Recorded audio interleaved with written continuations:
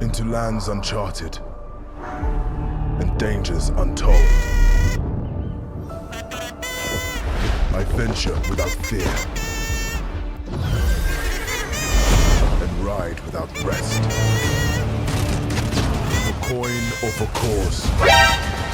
Highguard is the monument to the desperation of the online shooter industry. This game displays total deficit of ideas. It simply doesn't work. It's a Frankenstein's monster with expensive plastic surgery just to look appealing. Hi everyone, this is Alex and I have some thoughts on Highguard. Highguard proves that online shooters have degraded.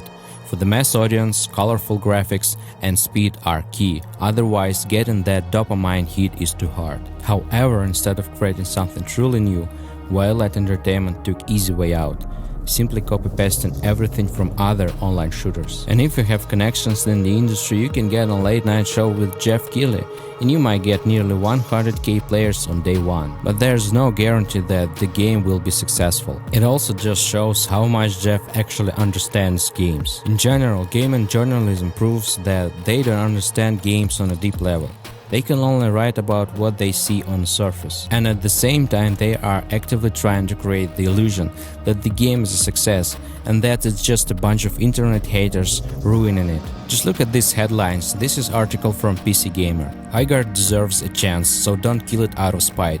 Review bombing doesn't help anyone. If you ever played a truly terrible game, a real 33%, then you would know Highguard is far from that. Did they even read Steam reviews? People are complaining for specific reasons, and these are just 3 screenshots out of tons of negative reviews. Chances are it'll be a long time until we see someone else come along and attempt weird genre fusion like Highguard again, for fear of risky new projects being handed a death sentence. This literally sounds like we are obligated to cherish the game and protect it, praising the developers just for not making absolute garbage. It is an absolute tasteless game.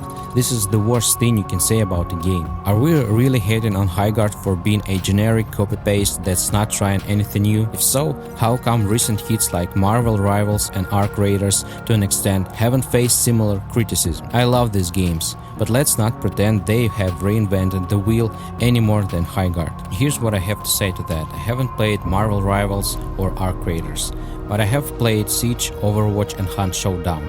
These games offer specific gameplay episodes where mechanics give you pleasure, scenario variety and force you to think, not just dump 2 megs of ammo into dummies. Metaphorically speaking, of course. Highguard is hollow. We'll get to my thoughts on gameplay, but if you just want to shoot guns, you're better off in Apex or Battlefield 6 or Arc Raiders. And the PC Gamer article ends with total nonsense. As it stands, it's far from perfect, but sacrificing it for fun isn't helping anyone and removes the opportunity for Highguard to build on its foundations. Sure, you might not like it now, that's fine, I don't even love it. But maybe you would later down the line in a potential future. Voice valid criticism and let things play out whether you love it or hate it. But review bombing sends a bad message to the industry that will backfire for everyone. Does the author hear himself? He contradicts himself completely. Let me get this straight. The author feels entitled to say he doesn't love the game, yet he has the nerve to scold us for leaving negative reviews.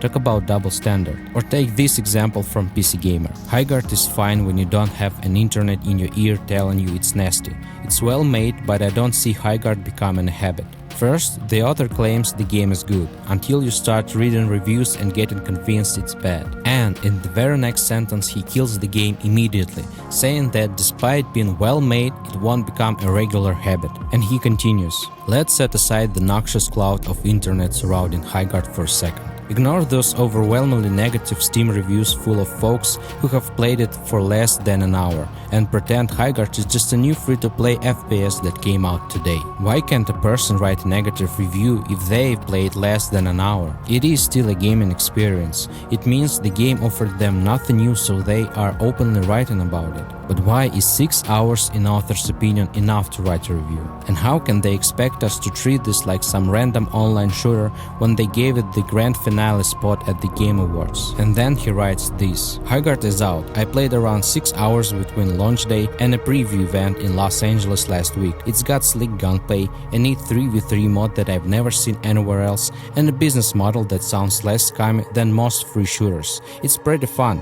I don't think I love it. For the love of God, are you illiterate? I think it's I think it's time you stop writing about video games. Excellent gunplay, unique mode, fair monetization, and it's fun? According to your checklist, this is a Game of the Year contender, so why I don't love it? Maybe because you're just ticking boxes for paid review instead of actually feeling the game? But why am I grumbling? When describing the gameplay, author calls it complex. It sounds complicated. It is complicated, especially when you layer in the upgrade store. Gadgets and character abilities I haven't even covered, but I can't deny it works. After a few matches where I barely understood what was happening, the unique tug-of-war dynamic clicked. I found a warden I liked, and great matches were had. This game isn't harder than Call of Duty or Apex. It's absolutely single-celled, it's brain dead, and the article ends with this. I'll keep playing it because I'm reviewing it. Stay tuned for that. But I don't see Highguard becoming a habit. Essentially, the author admits at the end that he is part of that internet, calling Highguard a bad game. And here's another headline from Kotaku. Mining crystals in Highguard is so damn satisfying. It's funny how game journalists try to joke with headlines, when the internet is openly screaming this is a bad product. For some reason, none of the major journalists mentioned the game's tutorial. This is the very first stage of mass player filtration. The tutorial has no voice acting. All scripts run slowly. New objectives take forever to appear. The tutorial could be beaten in 10-15 minutes. In reality, it took 20-25. It is boring. It feels like a level purely for Q&A to check for bugs. After the tutorial, you can finally play. And I'll share my experience through the lens of the IGN review. Raids are smartly broken into a few phases. A short defensive phase where players pick their starting weapon loadout and reinforce their own base. This is the most boring phase of the match. First, in this phase, Highguard decided to take a mechanic from Siege, reinforcing the base. It looks absolutely chaotic, mindless. In Siege, every map, even the bad ones, has strategy, vulnerable spots. In Highguard, these reinforcements add no depth to the gameplay. Essentially, it's a minute of waiting to be released from the base. Also, the minimap at the top of the screen gives zero information when choosing a map to play. Then an exploration and looting phase where teams leave their base in search of weapons, armor, and other upgrades to use in battle. This is the second part of boring gameplay. In this phase, Highguard decided to copy battle royales. All the maps are huge. That's the biggest negative. For a 3v3 mode, it's a failure. The maps are empty. Loot is randomly scattered in chests, and you are rarely encounter an opponent. This is supposedly the most important preparation stage for the main fight, and it's as boring as the sound of crickets. There is no challenge, no need to think. Your task is just to mount up and loot, ride around so your brain gets cheap dopamine without working too hard. Okay, I agree, some people want to relax after a hard day, but Apex and Call of Duty already exist for that. But the real fun begins during the intercept phase, when a sword called the Shield Breaker spawns on the map for one team to claim, making conflict between the two teams inevitable and showcasing Highguard's stellar gunplay. This is the third part, which strangely reminds me of Dota, when enemies come and destroy the base. Here's the chaos begins. This is a mindless brawl among three trees. There is no need to try and flank the enemy, no need to smartly use hero abilities. They are secondary. The best ability is shooting, but enemies soak up damage like sponges, which only adds frustration. Basically, the entire difficulty boils down to keep your crosshair on the enemy's torso as accurately as possible and waiting for them to die from your bullets. IGN is actively trying to add color to faded gameplay.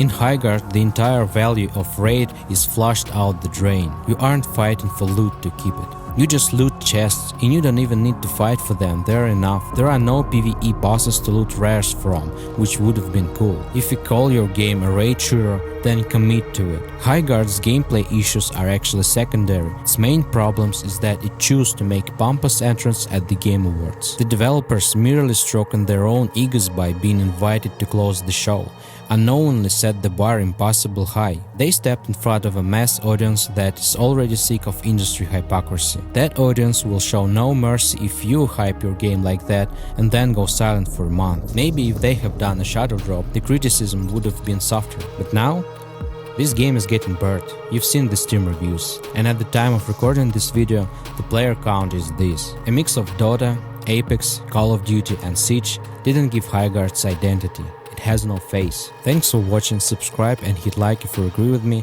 In any comments, let me know how many concurrent players do developers actually need for their game to survive and be profitable. See ya.